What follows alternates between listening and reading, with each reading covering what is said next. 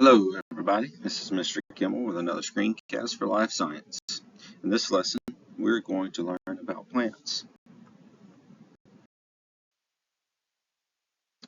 Organisms in kingdom Plantae, also known as plants, are multicellular organisms with eukaryotic cells. They are dominant on land and are autotrophic, or they make their own food through photosynthesis. The study of plants is called botany.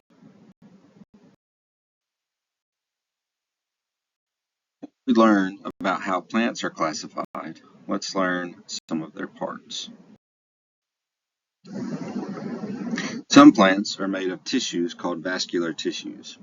These plants are called vascular plants, and we'll get into that in a second. Vascular tissues transport materials and support the plant. There are two main types. Xylem is vascular tissue that transports water up from the roots to the rest of the plant. Phloem is vascular tissue that transports food up and down the plant to the various places it needs to go. These two tissues form the wood of woody plants. Plants have three main organs: roots, stems, and leaves. Some plants also have flowers or fruit, and we will discuss those later. Of a plant are very important. They anchor the plant to the soil, they absorb and transport water and nutrients, and they store water and sugars for the plant. Some roots we eat include carrots and potatoes. Some plants have one main root with smaller branching roots. This is called a taproot.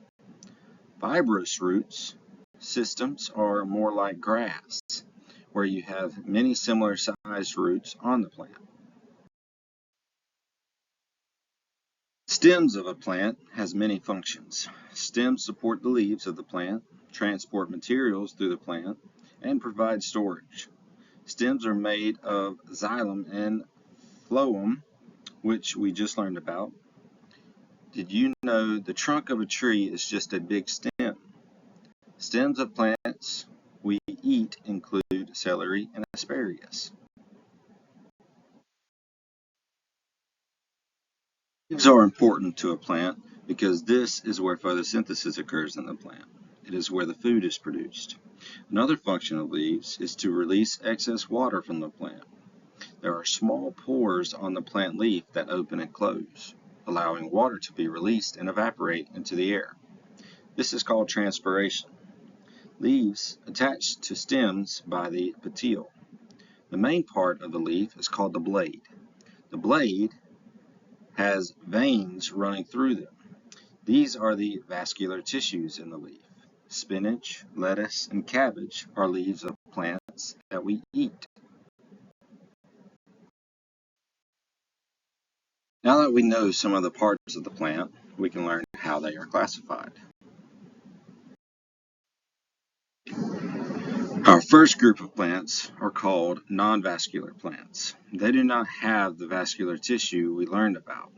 The xylem and the phloem, they have much simpler tissues that allow them to absorb water from the soil. They do not have true roots, stems, or leaves. These plants are more primitive. They are smaller in size and they produce spores, not seeds. Examples include mosses, liverworts, and hornworts. Vascular plants do have vascular tissues. They do have true roots, stems, and leaves, which allow them to be larger in size because they can physically support the growth of the plant. Most plants are vascular plants, but there are two groups of them, seedless and seed. Seedless vascular plants produce spores instead of seeds. Recall that non-vascular plants also produce spores. Examples of seedless vascular plants include whisk ferns, club mosses, horsetail, and ferns.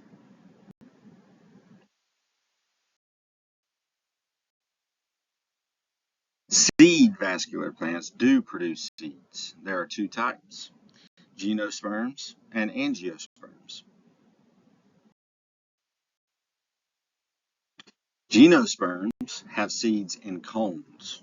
They are also called evergreens because their leaves stay on year-round. Examples include firs, spruces, and pines.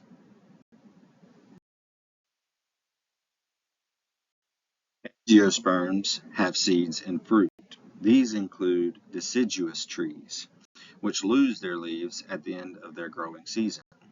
Examples include maples, oaks, and fruit trees. Plants are important because they provide medicine, clothing, paper, and food. They are also important because they form and maintain soil. The roots bind particles together, and decaying plants add nutrients to the soil.